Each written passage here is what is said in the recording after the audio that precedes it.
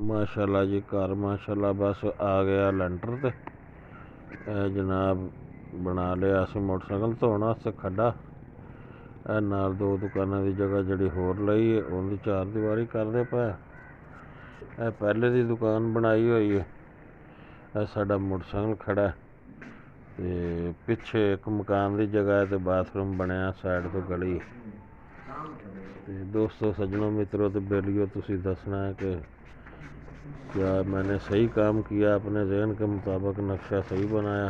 ये वाशरूम भी है। अगर किसी को दुकान किराए पर चाहिए हो तो मुझसे रब्ता कर सकता है।